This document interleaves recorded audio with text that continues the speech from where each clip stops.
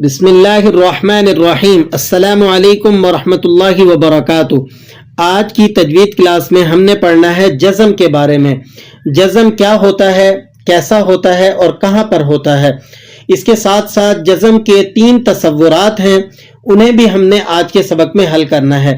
تو ایک بات سمجھ لیں کہ حرکات کل 9 ہیں: زبر، زیر، پیش، کھڑا زبر، کھڑی زیر، الٹا پیش، 2 زبر، 2 زیر اور 2 پیش، یہ کل 9 حرکات ہیں۔ علامات کل 3 ہیں، اور وہ کون کون سی ہیں؟ ایک جزم ہے، تشدید اور مد، یہ 3 علامات ہیں۔ تو ان 3 میں سے جو پہلے نمبر پر ہے جزم، آج کے سبق کا ہمارا ٹاپک اور عنوان یہی ہے۔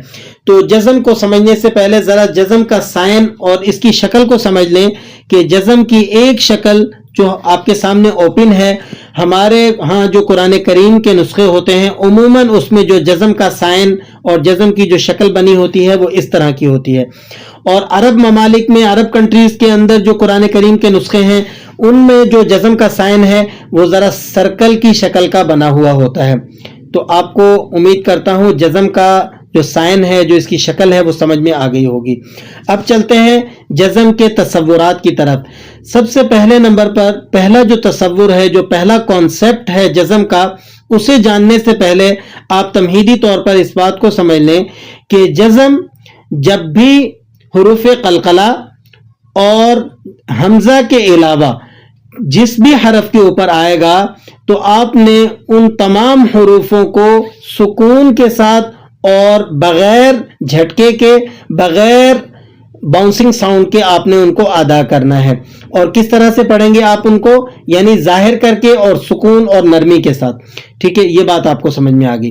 اب ایک بات سمجھ لیں کہ جزم جو ہوتی ہے یہ ہمیشہ حرف کے اوپر آتی ہے، کبھی بھی حرف کے نیچے نہیں آتی۔ دوسری بات، جزم والا حرف ہمیشہ دوسرے حرف کے ساتھ مل کر پڑھا جاتا ہے، کبھی بھی اکیلا نہیں پڑھا جاتا۔ اور تیسری بات، جزم جب کسی حرف کے اوپر آتی ہے تو اس حرف کو ساکن بنا دیتی ہے۔ تو اب چلتے ہیں ہم مثالوں کی طرف، اور مثالوں میں اس بات کو دیکھ لیتے ہیں کہ جزم جب حروف قلقلہ اور حمزہ کے علاوہ جس حرف پر آتی ہے تو اسے ہم نے کس طرح سے پڑھنا ہوتا ہے۔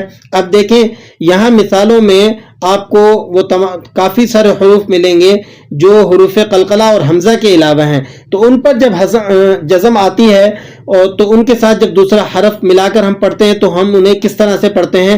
بغیر جھٹکے کے اور بغیر باؤنسنگ ساؤنڈ کے۔ کس طرح سے؟ اب ہم اسے پڑھیں گے تا میم پیش تم۔ اب اسے کوئی پڑھے تم تو یہ درست نہیں ہے۔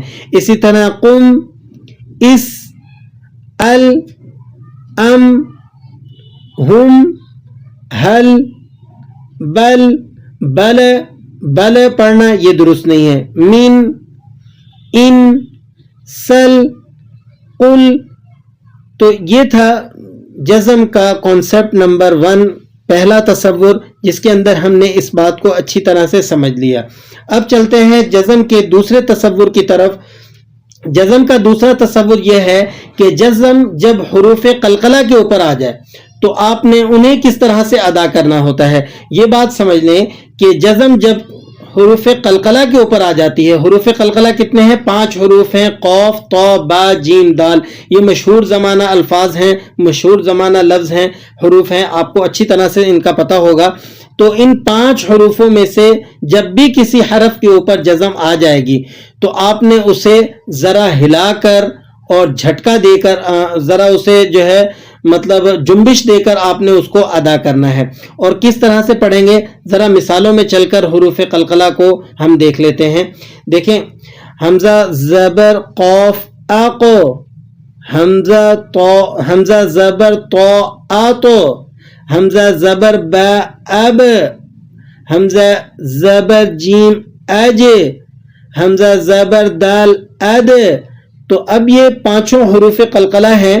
اگر کوئی اب اسے اس طرح سے پڑھتا ہے حمزہ زبر قوف اق، تو اس طرح پڑھنا اس کا درست نہیں ہے۔ آپ نے اسے ہلا کر، جنبش دے کر اسے پڑھنا ہے۔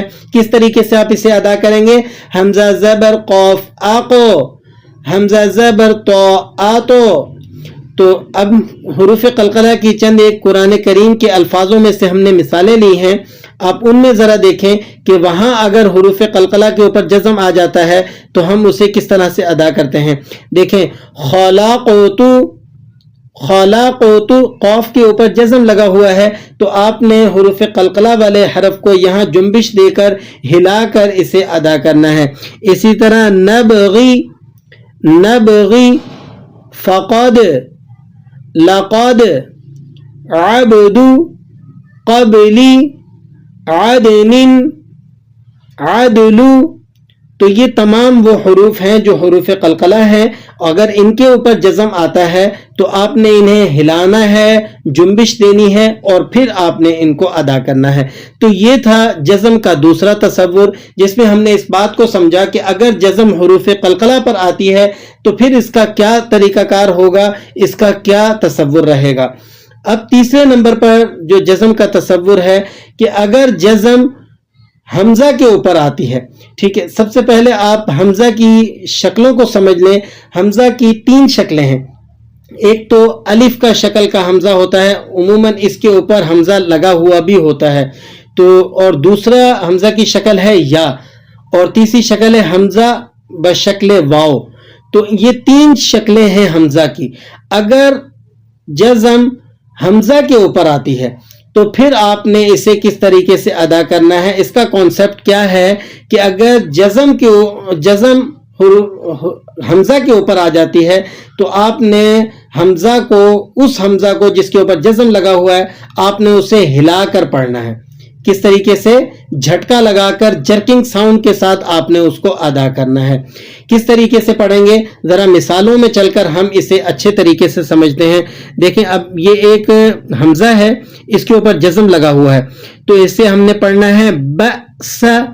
اب کوئی اسے باسا پڑھے تو اس طرح سے اس کا پڑھنا درست نہیں ہے. اسی طرح یأمرو، یأمرو، وأمر، وَأْمُرْ أَهْلَكَ جس طرح قرآن کریم میں آتا ہے. تَأْمُرُكَ، تَأْمُرُكَ، تَأْمُرُكَ پڑھنا یہ درست نہیں. اقرأ جس طرح سورہ علق میں آتا ہے اقرأ بِسْمِ رَبِّكَ الَّذِي خَلَقَ.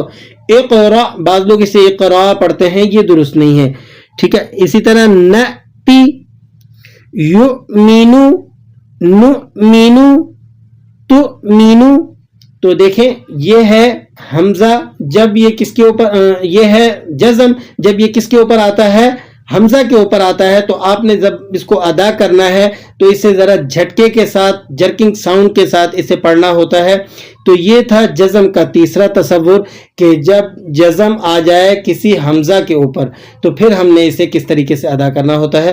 تو آج کے سبق میں ہم نے پڑھا حمزہ، جزم کو پڑھا اور اس کے تینوں تصورات کو بھی سمجھا. تو اللہ کریم سے دعا ہے کہ آج کا سبق تمام سننے والوں کو اچھی طرح سے سمجھ میں آ گیا ہوگا. دعاؤں میں یاد رکھیے اور سبق سمجھ میں آ جائے، اس سے فائدہ ہو تو آگے بھی پہنچا دیجیے اور ہمارے حق میں اور تمام امت مسلمہ کے حق میں دعائیں کیجیے. السلام علیکم ورحمۃ اللہ وبرکاتہ.